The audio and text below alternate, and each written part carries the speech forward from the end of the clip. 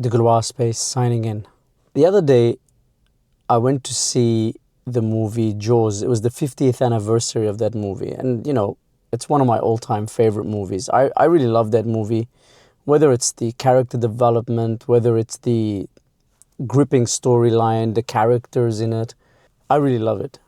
After the credits rolled, I was in the lobby with my brother and we were talking and we were discussing like the differences between the movie and the book, because I read the book when I was like 13 years old and I remember some real differences between it and the movie. I won't give you spoilers. And there was this girl sitting nearby. She was listening into what we're saying. I'm a little bit old school, so when I notice something like that, I try to include the other person in the conversation. And she's talking, we're talking, and her critique of the movie Jaws, this is what she said.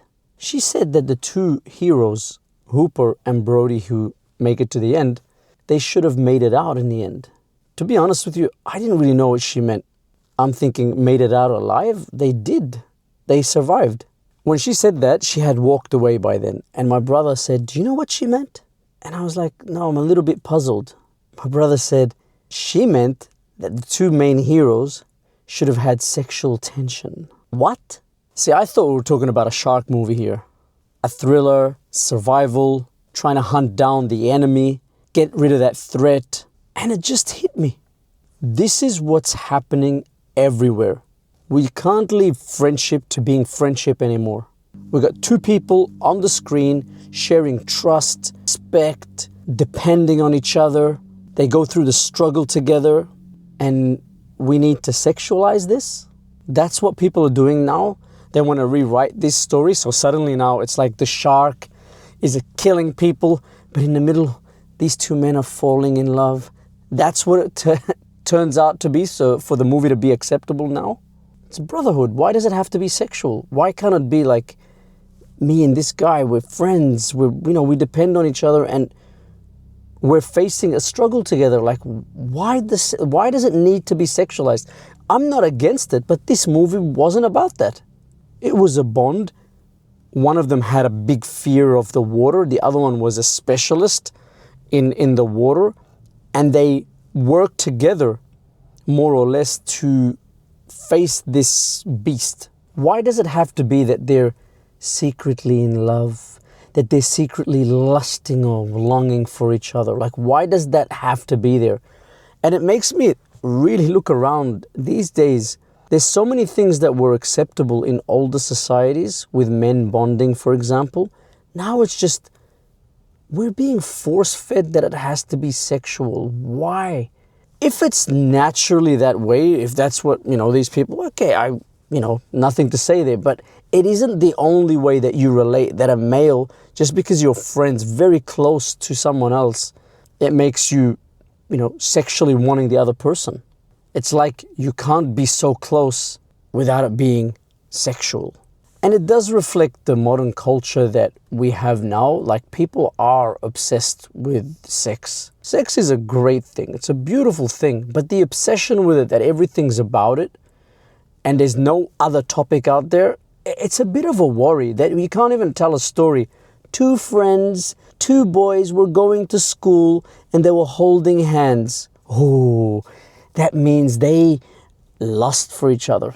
When we were kids and we'd go to school, we used to hold hands. I have never had a single thought about any of my male friends. It never occurred to me. And it seems like now we're just constantly sexualizing any kind of friendship. And the other thing is, we have the whole representation thing. People want to watch a movie these days, but not to enjoy a story, not to relate to the story, rather to relate to a character. The first thing that people are thinking about now is there anybody in this movie that represents me? And represents me here is not on a topic. They have to literally represent me by being either my race, my gender, my sexual orientation. That's the only way that people seem to be connecting to movies. Like, you got to remake any movie that you see back in the old days. It has to become like, the old movie was Rambo, and now we got to make Ramba. There's nothing wrong with make a female, if you want it to be a female, rewrite an original piece. Make that. I'll give you a great example of a movie like that. Alien. Alien had a lead actress, Sigourney Weaver. If you haven't seen that movie, it is brilliant. Watch that movie. It was written originally with that in mind. And the lead actress, the hero, was a female. But it was written originally like that. It wasn't trying to, this is your identity. We're going to just try to show you whatever the Terminator 1 did, this one, Terminator 10, can do. It wasn't like that. And if you go and watch the second Alien, which is called Aliens from 1986, in this movie, there was a character, her name was Vasquez. And Vasquez, female, she was one tough woman. Funny enough, all of us loved that character. She's a bit of a hard character. She's like tougher than some of the men there. She makes the same jokes and stuff. And all of us, when we watched that movie, we liked her character. And it wasn't about identity. It was about the character was literally very lovable, very like you wanted her to win. Also, when we were kids, we used to watch Kung Fu movies. And in Kung Fu movies, they're not my ethnicity. So does that mean I can't relate to it? Because, hey, who's representing me in this movie? I think it's time to go back to making some good movies again. And it comes from our mindset. When you're watching a movie, why are you looking at who represents me? I watched this movie and I felt like nobody was talking on my behalf. Maybe you're not listening. For example, Jaws. Our hero has a struggle. He has a phobia. And then he goes through the transformation. He needs to face this because his livelihood depends on it. The safety of his people depend on it. So he's forced, and eventually he has to go into the water to face this thing. How can you not relate to that? Whether that's a man or a woman or whatever it is, how can you not relate to that? Isn't that the story of every one of us? We have a fear. You can't ignore it. It eventually drags you in for you to face it. Why does that have to be gender specific? I don't see that point. Why does it have to be the same orientation as me? You know what? If the story was written out like that's him, and that was the original story, yeah, I don't mind. Because that's his story then. But if you're going to force it, okay, we're writing a movie, and we need a character that does this, character that does that, character who's this, character who's that. That way our audience can feel like they're included. Really? Don't you feel that that's forced? Not every scenario has every person represented. It doesn't need to be like that. And then you've got, right now, we live in attention economy. Everything's trying to grab your attention, and it needs to do it quickly. So what do they use? The cheap way, which is it needs to be provocative. So once again, we're not focused on the content. We're just, what's going to provoke me more? This one. I've got to say this one. This one's got a sex scene like you've never seen before. That is killing it's killing our attention span. Secondly, it's killing our content quality. And we lose focus of what this artist, for example, Peter Benchley, who wrote Jaws, or Steven Spielberg, who directed, what are they trying to tell us? What are they trying to show us? It's not just about me. It's about what the other person is trying to show me.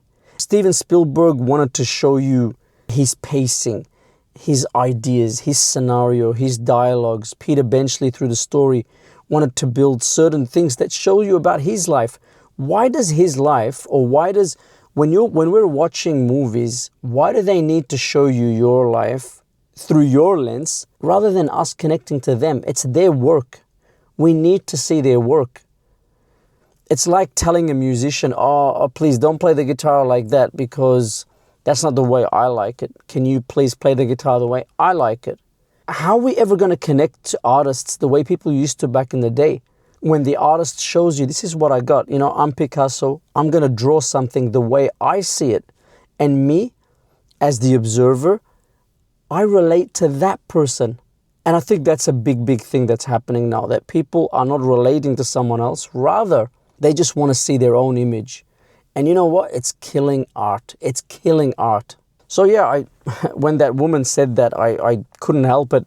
This straight away hit me, and I thought, I need to make a video, because are people out there experiencing something like that? Like, literally, if you see two friends, two guys that are getting close, they must be getting it on. Is there something I'm not seeing in this? And here on DegloireSpace, you know, we do like to ask these questions. We like to look into these things and just challenge our thinking. Just because everyone's saying that, everyone's going down that path, does that mean that that's the way it should be? And if that's the way that you feel towards your life, this is the place for you. Subscribe. So I'd like to welcome you to an idea that, hey, when we're seeing friendships online, it doesn't, or in movies or whatever, in stories, it doesn't have to be sexual. It could be, but it doesn't have to be. There is more to life than just sexualizing everything. And sexualizing is not wrong. It's just sexualizing everything. That's an extreme. And extremities always are absurd and lead us to non-constructive things. DegloireSpace signing out.